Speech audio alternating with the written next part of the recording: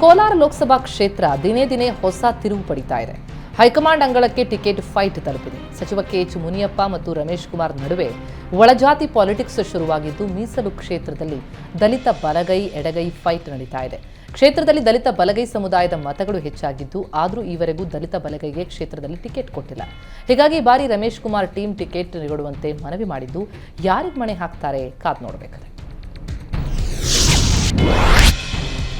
ನಾನಿರೋವರೆಗೂ ಕಾಂಗ್ರೆಸ್ಗೆ ನೆಮ್ಮದಿ ಕೊಡಲ್ಲ ಅಂತ ಸಂಸದ ಅನಂತಕುಮಾರ್ ಹೆಗಡೆ ವಾಗ್ದಾಳಿ ನಡೆಸಿದ್ದಾರೆ. ದೇಶ ಹಾಳು ಮಾಡಿರುವ ಕಾಂಗ್ರೆಸ್ಗೆ ನೆಮ್ಮದಿ ಕೊಡಬಾರದು. ಕಾಂಗ್ರೆಸ್ ಅವಾಂತರ ನೋಡಿದ್ರೆ ಯಾರಿಗೂ ನಿದ್ದೆ ಬರಲ್ಲ ಅಂದಿದ್ದಾರೆ. ಅಲ್ಲದೆ ನೀತಿ ನಿಯತ್ತು ನಿಲುವು ಇಲ್ಲದೆ ಇರುವ ಪಕ್ಷ ಕಾಂಗ್ರೆಸ್ ಅಂತ ಹೆಗಡೆ ಇಡೀ ದೇಶವೇ ಕಾಂಗ್ರೆಸ್ ಮುಕ್ತ ಆಗಬೇಕು, ಕಾಂಗ್ರೆಸ್ ಕಿತ್ತು ಒಗೆಯುವ ಕ್ರಾಂತಿ ಆಗಬೇಕು ಅಂದಿದ್ದಾರೆ. ಬಿಜೆಪಿ ಟಿಕೆಟ್ಗಾಗಿ 21 ಜನ ಆಕಾಂಕ್ಷಿಗಳು ಅರ್ಜಿ ಹಾಕಿದ್ರು. ಕಾಂಗ್ರೆಸ್ ಟಿಕೆಟ್ಗಾಗಿ ಒಬ್ಬನೇ ಒಬ್ಬ ಅರ್ಜಿ ಹಾಕಲಿಲ್ಲ. ಯಾರಿಗೆ ಕೇಳಿದ್ರು ಕರಿಮಣಿ ಮಾಲೀಕ ನಾನಲ್ಲ ಅಂತಿದ್ದಾರೆ ಅಂತ ಅನಂತಕುಮಾರ್ ಹೆಗಡೆ ಕಾಂಗ್ರೆಸ್ ವಿರುದ್ಧ ಲೇವಡಿ ಮಾಡಿದ್ದಾರೆ. ಕಾರವಾರ ಬಿಜೆಪಿ ಕಚೇರಿಯಲ್ಲಿ ಸಂಸದ ಅನಂತಕುಮಾರ್ ಹೆಗಡೆ ನೇತೃತ್ವದಲ್ಲಿ ಕಾರ್ಯಕರ್ತರ ಸಭೆ ನಡೆಯಿತು. ಮೀಟಿಂಗ್ನಲ್ಲಿ ಹೆಗಡೆ ವಿರುದ್ಧವೇ ರೂಪಾಲಿ ನಾಯ್ಕ್ ಅಸಮಾಧಾನ ವ್ಯಕ್ತಪಡಿಸಿದರು. ವಿಧಾನಸಭಾ ಚುನಾವಣೆಯಲ್ಲಿ ನಾನು ಸೋಲುವುದಕ್ಕೆ ಅನಂತಕುಮಾರ್ ಹೆಗಡೆ ಅವರೇ ಕಾರಣ ಎಂದ ಮಾಜಿ ಶಾಸಕಿ, ಕ್ಷೇತ್ರದಲ್ಲಿ 1 ಬಾರಿ ಬಂದಿದ್ರೆ ನಾನು ಗೆಲ್ತಿದ್ದೆ ಅಂತ ಬೇಸರ ಹೊರಹಾಕಿದರು. ಅಲ್ಲದೆ ಅನಂತಕುಮಾರ್ ಹೆಗಡೆ ಅವರ ಹಿಂದೆ ಅವರದ್ದೇ ಆದ ಕಾರ್ಯಕರ್ತರ ಪಡೆ ಇದೆ ಅಂತಲೂ ರೂಪಾಲಿ ನಾಯ್ಕ್ ಮುಂದಿನ ಲೋಕಸಭಾ ಎಲೆಕ್ಷನ್ನಲ್ಲಿ ಬಿಜೆಪಿ ಗೆಲ್ಲಿಸಬೇಕು, 7ನೇ ಬಾರಿ ಅನಂತಕುಮಾರ್ ಹೆಗಡೆ ಅವರನ್ನು ಆಯ್ಕೆ ಮಾಡೋಣ ಅಂತ ಹೆಗಡೆ ಪರ ಬ್ಯಾಟ್ ಕೂಡ ಬೀಸಿದ್ದಾರೆ. ರಾಜ್ಯ ರಾಜಧಾನಿ ಬೆಂಗಳೂರಿನಲ್ಲಿ ಕುಡಿಯುವ ನೀರಿಗೆ ಹಾಹಾಕಾರ ಶುರುವಾಗಿದೆ. ಜಲಸಂಕಷ್ಟ ಇರೋದ್ರಿಂದ ಕಾವೇರಿ ನೀರು ಪೋಲು ಮಾಡುವಂತವರ ವಿರುದ್ಧ ಬೆಂಗಳೂರು ಜಲಮಂಡಳಿ ಸಮರ ಸಾರಿದೆ. ಬೆಂಗಳೂರು ನಗರದಲ್ಲಿ ಅನಗತ್ಯ ನೀರು ಪೋಲು ತಡೆಯಲು ದಂಡಾಸ್ತ್ರವನ್ನು ಪ್ರಯೋಗಿಸಲಾಗಿದೆ. ಕುಡಿಯೋ ನೀರನ್ನು ಈಜುಕೊಳಕ್ಕೆ ಬಳಸದಂತೆ ಜಲಮಂಡಳಿ ಆದೇಶ ಮಾಡಿದ್ದು, ಕಾವೇರಿ ನೀರನ್ನು ಕೇವಲ ಕುಡಿಯೋದಕ್ಕೆ ಮಾತ್ರ ಬಳಕೆ ಮಾಡಬೇಕು. ಕಾವೇರಿ ನೀರು ಈಜುಕೊಳಗಳಿಗೆ ಬಳಕೆ ಮಾಡಿದ್ರೆ ಮೊದಲ ಬಾರಿಗೆ 5,000 ರೂಪಾಯಿ ದಂಡ ವಿಧಿಸಲಾಗುತ್ತೆ. 2ನೇ ಬಾರಿ ನಿಯಮ ಉಲ್ಲಂಘನೆ ಮಾಡಿದ್ರೆ ಹೆಚ್ಚುವರಿ 500 ರೂಪಾಯಿ ದಂಡ ವಿಧಿಸಲಾಗುತ್ತೆ ಅಂತ ಬೆಂಗಳೂರು ಜಲಮಂಡಳಿ ಅಧ್ಯಕ್ಷ ರಾಮ್ ಪ್ರಸಾದ್ ಮನೋಹರ್ ಎಚ್ಚರಿಕೆ ಕೊಟ್ಟಿದ್ದಾರೆ. ಸಂವಿಧಾನದ ಬಗ್ಗೆ ಸಂಸದ ಅನಂತಕುಮಾರ್ ಹೆಗಡೆ ಹೇಳಿಕೆಗೆ ಕಾಂಗ್ರೆಸ್ ಕಾರ್ಯಕರ್ತರು ಆಕ್ರೋಶ ಹೊರಹಾಕಿದ್ದಾರೆ. ಹುಬ್ಬಳ್ಳಿ ಧಾರವಾಡ ಮಹಾನಗರ ಕಾಂಗ್ರೆಸ್ ಎಸ್ಸಿ ವಿಭಾಗದಿಂದ ಪ್ರತಿಭಟನೆ ಮಾಡಲಾಯಿತು. ಹೆಗಡೆ ಭಾವಚಿತ್ರಕ್ಕೆ ಬೆಂಕಿ ಹಚ್ಚಿ ಆಕ್ರೋಶ ಹೊರಹಾಕಿದ ಕಾಂಗ್ರೆಸ್ ಕಾರ್ಯಕರ್ತರು ಅನಂತಕುಮಾರ್ ಹೆಗಡೆ ಸಂಸದ ಸ್ಥಾನದಿಂದ ಶಾಶ್ವತವಾಗಿ ಅನರ್ಹಗೊಳಿಸಬೇಕು ಅಂತ ಆಗ್ರಹಿಸಿದ್ದಾರೆ.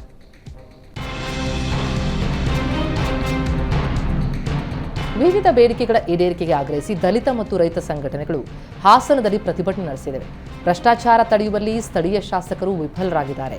ಚನ್ನರಾಯಪಟ್ಟಣ ತಾಲೂಕು ಕಚೇರಿಯಲ್ಲಿ ಭ್ರಷ್ಟಾಚಾರ ತಾಂಡವವಾಡ್ತಾ ಇದೆ ಅಂತ ಎದುರು ಮೈ ಮೇಲೆ ಸಗಣಿ ನೀರು ಸುರ್ಕೊಂಡು ಪ್ರತಿಭಟನಾಕಾರರು ಆಕ್ರೋಶ ಹೊರಹಾಕಿದ್ದಾರೆ.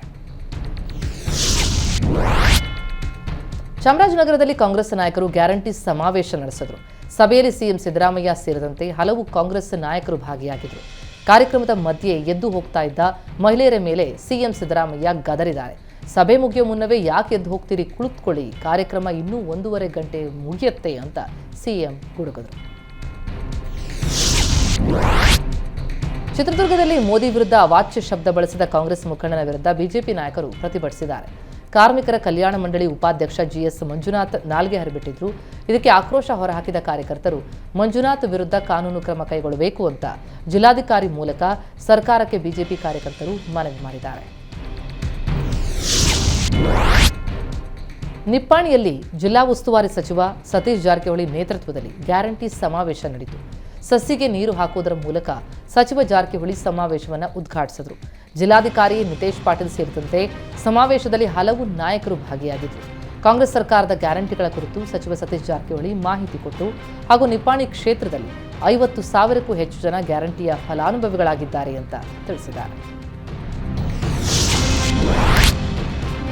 ರಾಜ್ಯದಲ್ಲಿ 5, 8, 9ನೇ ತರಗತಿ ಬೋರ್ಡ್ ಎಕ್ಸಾಮ್ ನಡೆಸೋದಕ್ಕೆ ಸುಪ್ರೀಂ ಕೋರ್ಟ್ ತಡೆ ಕೊಟ್ಟಿದೆ. ಬೋರ್ಡ್ ಎಕ್ಸಾಮ್ಗೆ ಸರ್ಕಾರ ಹೊರಡಿಸಿದ್ದ ಸರ್ಕಾರದ ಆದೇಶಕ್ಕೆ ಖಾಸಗಿ ಶಾಲೆಗಳು ವಿರೋಧ ವ್ಯಕ್ತಪಡಿಸಿದ್ವು. ಸರ್ಕಾರದ ಆದೇಶ ತಡೆ ಕೋರಿ ಖಾಸಗಿ ಶಾಲೆಗಳ ಒಕ್ಕೂಟ ರುಪ್ಸಾ ಹೈಕೋರ್ಟ್ಗೆ ಅರ್ಜಿ ಸಲ್ಲಿಸಿತ್ತು. ಆದರೆ ಹೈಕೋರ್ಟ್ನಲ್ಲಿ ಸರ್ಕಾರದ ಪರ ತೀರ್ಪು ಕೊಡಲಾಗಿತ್ತು. ಬಳಿಕ ಖಾಸಗಿ ಶಾಲೆಗಳ ಒಕ್ಕೂಟ ಹೈಕೋರ್ಟ್ ತೀರ್ಪನ್ನು ಪ್ರಶ್ನಿಸಿ ಸುಪ್ರೀಂ ಕೋರ್ಟ್ನ ಮೊರೆ ಹೋಗಿತ್ತು. ಸುಪ್ರೀಂ ಕೋರ್ಟ್ನಲ್ಲಿ ರುಪ್ಸಾ ಒಕ್ಕೂಟ ಸಲ್ಲಿಸಿದ್ದ ಅರ್ಜಿ ವಿಚಾರಣೆ ನಡೆದಿದ್ದು, ತೀರ್ಪು ನೀಡುವವರೆಗೂ ಬೋರ್ಡ್ ಎಕ್ಸಾಮ್ ನಡೆಸಬಾರದು ಅಂತ ರಾಜ್ಯ ಸರ್ಕಾರಕ್ಕೆ ಆದೇಶ ಹೊರಡಿಸಿದೆ.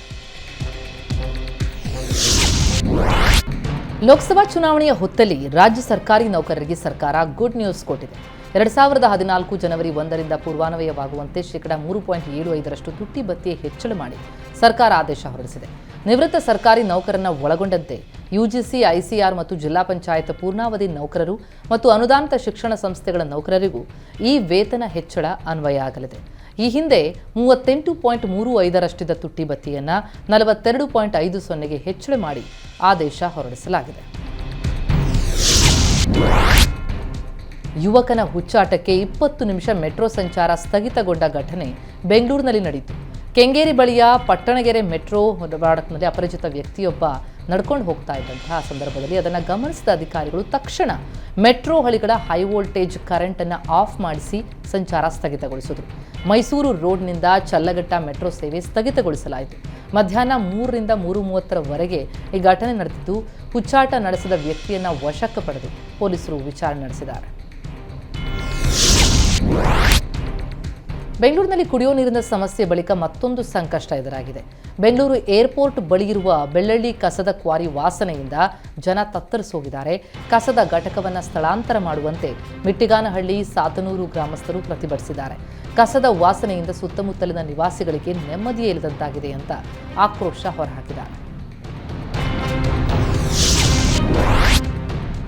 ಸಂವಿಧಾನ ತಿದ್ದುಪಡಿ ಮಾಡಬೇಕೆಂಬ ಸಂಸದ ಅನಂತಕುಮಾರ್ ಹೆಗಡೆ ಹೇಳಿಕೆಗೆ ದಲಿತ ಸಂಘರ್ಷ ಸಮಿತಿ ಆಕ್ರೋಶ ವ್ಯಕ್ತಪಡಿಸಿದೆ. ಮಾಲೂರಿನಲ್ಲಿ ಗ್ಯಾರಂಟಿ ಸಮಾವೇಶ ಹಮ್ಮಿಕೊಳ್ಳಲಾಗಿತ್ತು. ಸಮಾವೇಶಕ್ಕೆ ಸಚಿವ ಭೈರತಿ ಸುರೇಶ್ ಆಗಮಿಸಿದರು. ಈ ವೇಳೆ ದಲಿತ ಸಂಘರ್ಷ ಸಮಿತಿ ಸದಸ್ಯರು ಸಂಸದ ಅನಂತಕುಮಾರ್ ಹೆಗಡೆ ವಿರುದ್ಧ ಸುಮೋಟೋ ಕೇಸ್ ದಾಖಲಿಸಬೇಕು, ಅನಂತಕುಮಾರ್ ಹೆಗಡೆಯನ್ನ ಬಂಧಿಸಬೇಕು ಅಂತ ಸಚಿವ ಭೈರತಿ ಸುರೇಶ್ಗೆ ಒತ್ತಾಯಿಸಿದ್ದಾರೆ. ಬೇಸಿಗೆಗೂ ಮುನ್ನವೇ ಬೆಂಗಳೂರಲ್ಲಿ ನೀರಿನ ಸಮಸ್ಯೆ ಉದ್ಭವಿಸಿದೆ. ನೀರಿನ ಸಮಸ್ಯೆ ಎದುರಾಗದಂತೆ ಜಲಮಂಡಳಿ ಕ್ರಮಕ್ಕೆ ಮುಂದಾಗ್ತಾ ಇದೆ. ಜನರಿಗಷ್ಟೇ ಅಲ್ಲ, ಆಸ್ಪತ್ರೆಗಳಲ್ಲೂ ನೀರಿನ ಸಮಸ್ಯೆಯಾಗದಂತೆ ಮುನ್ನೆಚ್ಚರಿಕೆ ವಹಿಸಲಾಗ್ತಾ ಇದೆ. ಸಿಲಿಕಾನ್ ಸಿಟಿಯಲ್ಲಿ ಆಸ್ಪತ್ರೆಗೆ ದಾಖಲಾಗುವ ರೋಗಿಗಳ ಸಂಖ್ಯೆ ಹೆಚ್ಚಾಗಿರುವ ಹಿನ್ನೆಲೆ ನೀರು ಕಡಿಮೆ ಬಳಸಿ ಅಂತ ರೋಗಿಗಳಿಗೆ, ಸಿಬ್ಬಂದಿಗೆ ಸೂಚಿಸಲಾಗಿದೆ.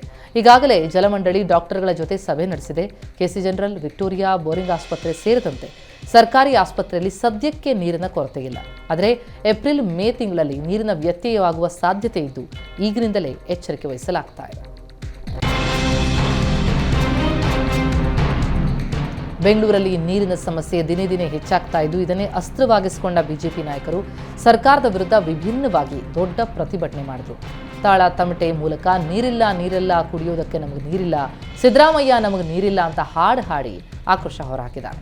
ಈ ಪ್ರತಿಭಟನೆಯಲ್ಲಿ ಉಮೇಶ್ ಶೆಟ್ಟಿ, ಜಯನಗರ ಶಾಸಕ ಸಿ.ಕೆ. ರಾಮಮೂರ್ತಿ, ಬಿಜೆಪಿ ಮುಖಂಡ ಸಪ್ತಗಿರಿ ಗೌಡ ಸೇರಿದಂತೆ ಬಿಜೆಪಿ ಕಾರ್ಯಕರ್ತರು ಗೋವಿಂದರಾಜನಗರದಿಂದ ಫ್ರೀಡಂ ಪಾರ್ಕ್ವರೆಗೆ ಆಗಮಿಸಿ ಸರ್ಕಾರದ ವಿರುದ್ಧ ರಣಕಹಳೆ ಮೊಳಗಿಸಿದರು. ಖಾಲಿ ಬಿಂದೆಗೆ ಹಿಡಿದು ಕೇಸರಿ ಪಡೆ ಫ್ರೀಡಂ ಪಾರ್ಕ್ನಲ್ಲಿ ವಿಭಿನ್ನವಾಗಿ ಪ್ರೊಟೆಸ್ಟ್ ಮಾಡಿ ಜಲಮಂಡಳಿ ಅಧಿಕಾರಿಗಳನ್ನ ಭೇಟಿಯಾಗಿ ನೀರು ಬಿಡುವಂತೆ ಮನವಿ ಮಾಡಿದೆ. ತಮಿಳುನಾಡಿಗೆ ಕದ್ದು ಮುಚ್ಚಿ ನೀರು ಬಿಡಲಾಗ್ತಾ ಇದೆ ಎಂಬ ಬಿಜೆಪಿ ಆರೋಪಕ್ಕೆ ಸಿಎಂ ಸಿದ್ದರಾಮಯ್ಯ ಕಿಡಿಕಾರಿದ್ದಾರೆ. ನೀರಿದ್ರಲ್ವಾ ನೀರು ಕೊಡೋದು, ನೀರು ಬಿಡ್ತಿದ್ದೇವೆ ಅನ್ನೋದೆಲ್ಲ ಸುಳ್ಳು. ನಮಗೆ ಕುಡಿಯುವ ನೀರನ್ನು ಇಟ್ಕೊಳ್ಳದೆ ನೀರು ಕೊಡೋ ಪ್ರಶ್ನೆನೇ ಇಲ್ಲ. ಕೇಂದ್ರದವರು, ತಮಿಳುನಾಡಿನವರು ಕೇಳಿದ್ರೂ ನೀರು ಕೊಡಲ್ಲ ಅಂತ ಬಿಜೆಪಿ ವಿರುದ್ಧ ಸಿಎಂ ಕೆಂಡಾಗಿದ್ದಾರೆ. ಹಾವೇರಿ ಲೋಕಸಭಾ ಟಿಕೆಟ್ ಮಗನಿಗೆ ಕೊಡಿಸೋದಕ್ಕೆ ಈಶ್ವರಪ್ಪ ಕಸರತ್ತು ನಡೆಸ್ತಾ ಇದ್ದಾರೆ. ಕಾಂತೇಶ್ಗೆ ಟಿಕೆಟ್ ನೀಡಲಿ ಅಂತ ದೇವರ ಮೊರೆ ಹೋಗಿದ್ದಾರೆ. ಹಾವೇರಿಯಲ್ಲಿ ಪೂಜೆ ಮಾಡಿದ್ದ ಫ್ಯಾಮಿಲಿ ಕೊಲ್ಲೂರು ಮೂಕಾಂಬಿಕಾ ದೇವರಿಗೂ ಪೂಜೆ ಸಲ್ಲಿಸಿ ಟಿಕೆಟ್ಗಾಗಿ ಬೇಡಿಕೊಂಡಿದೆ. ಚಾರ್ಜಿಂಗ್ ಬ್ಯಾಟರಿಯಲ್ಲಿ ಶಾರ್ಟ್ ಸರ್ಕ್ಯೂಟ್ನಿಂದಾಗಿ ಎಲೆಕ್ಟ್ರಿಕ್ ಬೈಕ್ ಒಂದು ಹೊತ್ತಿ ಉರಿದ ಘಟನೆ ಉತ್ತರ ಕನ್ನಡ ಜಿಲ್ಲೆ ಭಟ್ಕಳದಲ್ಲಿ ನಡೆದಿದೆ. ಮುಂಡಳಿಯ ನಾಗರಾಜ್ ಮೊಗೇರ್ ಎಂಬುವರಿಗೆ ಸೇರಿದ ಬೈಕ್ ಶಾರ್ಟ್ ಸರ್ಕ್ಯೂಟ್ನಿಂದ ಸಂಪೂರ್ಣ ಸುಟ್ಟು ಕರಕಲಾಯಿತು. ಸ್ಥಳಕ್ಕಾಗಮಿಸಿದ ಅಗ್ನಿಶಾಮಕ ದಳ ಸಿಬ್ಬಂದಿ ಬೆಂಕಿ ನಂದಿಸುವಲ್ಲಿ ಯಶಸ್ವಿಯಾದರು. ಬೆಂಗಳೂರಿನ ಚಿಕ್ಕಜಾಲದಲ್ಲಿರುವ ಡೆಕತ್ಲಾನ್ ಶೋರೂಮ್ನಲ್ಲಿ ಬೆಂಕಿ ಕಾಣಿಸಿಕೊಂಡಿತು. ಕಂಪ್ರೆಸರ್ ಪೈಪ್ ಲೀಕ್ನಿಂದ ಡೆಕತ್ಲಾನ್ ಶೋರೂಮ್ನಲ್ಲಿ ಬೆಂಕಿ ಕಾಣಿಸಿಕೊಂಡಿದ್ದರಿಂದ ಗ್ರಾಹಕರು ಆತಂಕಗೊಂಡರು. ಕೂಡಲೇ ಶೋರೂಮ್ನಿಂದ ಗ್ರಾಹಕರನ್ನ ಸಿಬ್ಬಂದಿಗಳು ಹೊರಕಳಿಸಿದ್ದಾರೆ.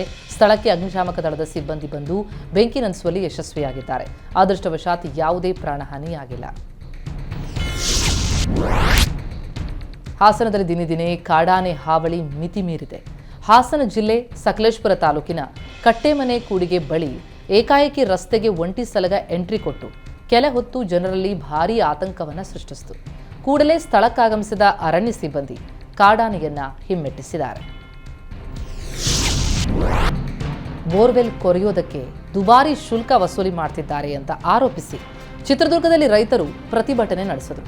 ರೈತ ಸಂಘ, ಹಸಿರು ಸೇನೆ ವತಿಯಿಂದ ಡಿಸಿ ಕಚೇರಿ ಬಳಿ ಧರಣಿ ನಡೆಸಲಾಯಿತು. ಬರಗಾಲದಿಂದ ಈಗಾಗಲೇ ಬೆಳೆ ಕಳೆದುಕೊಂಡು ರೈತರು ಸಂಕಷ್ಟಕ್ಕೆ ಸಿಲುಕಿದ್ದಾರೆ. ಇಂತಹ ಕಷ್ಟ ಕಾಲದಲ್ಲಿ ಬೋರ್ವೆಲ್ ಕೊರೆಸಲು ಹೆಚ್ಚಿನ ಶುಲ್ಕ ಪಡೆಯಲಾಗ್ತಾ ಇದೆ ಅಂತ ಅನ್ನದಾತರು ಆಕ್ರೋಶ ಹೊರಹಾಕಿದ್ದಾರೆ. ಕೂಡಲೇ ಬೋರ್ವೆಲ್ ಮಾಲೀಕರ ಸಭೆ ನಡೆಸಿ ಸೂಕ್ತ ದರ ನಿಗದಿಪಡಿಸುವಂತೆ ಡಿಸಿ ಕಚೇರಿಗೆ ಮನವಿ ಪತ್ರ ನೀಡಿದ್ದಾರೆ. ಕೋಟೆನಾಡು ಚಿತ್ರದುರ್ಗಕ್ಕೆ ನಟ ಶ್ರೀಮುರಳಿ ಭೇಟಿ ಕೊಟ್ಟಿದ್ದಾರೆ. ಕೊಪ್ಪಳದ ಆನೆಗೊಂದಿ ಉತ್ಸವಕ್ಕೆ ತೆರಳುವ ಮಾರ್ಗ ಮಧ್ಯೆ ಚಿತ್ರದುರ್ಗಕ್ಕೆ ಭೇಟಿ ಕೊಟ್ಟಿದ್ದಾರೆ. ಸದ್ಯಕ್ಕೆ ರೋರಿಂಗ್ ಸ್ಟಾರ್ ಶ್ರೀಮುರಳಿ ಬಗೀರಾ ಚಿತ್ರದಲ್ಲಿ ಬ್ಯುಸಿಯಾಗಿದ್ದು ಸಿನಿಮಾದ ಕೊನೆ ಹಂತದ ಶೂಟಿಂಗ್ ನಡೀತಾ ಇದೆ. 4-5 ತಿಂಗಳಲ್ಲಿ ಸಿನಿಮಾ ಕಂಪ್ಲೀಟ್ ಆಗಿ ತೆರೆ ಮೇಲೆ ಬರಲಿದೆ.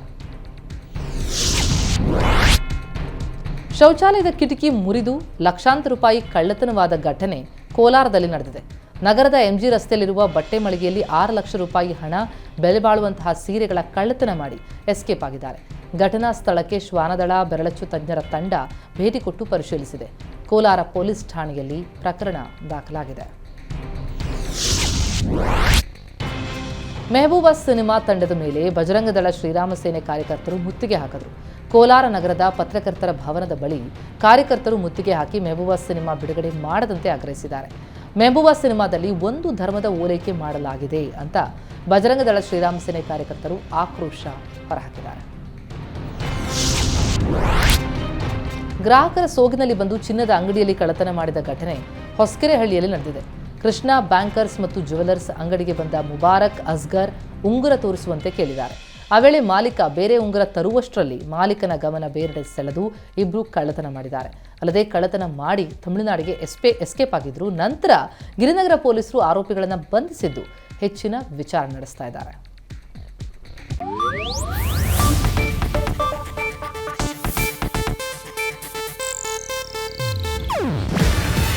ಇದು ಏಷ್ಯಾನೆಟ್ ನ್ಯೂಸ್ ನೆಟ್ವರ್ಕ್ ಪ್ರಸ್ತುತಿ. ನೀವು ನೋಡ್ತಿದ್ದೀರಾ ಏಷ್ಯಾನೆಟ್ ಸುವರ್ಣ ನ್ಯೂಸ್.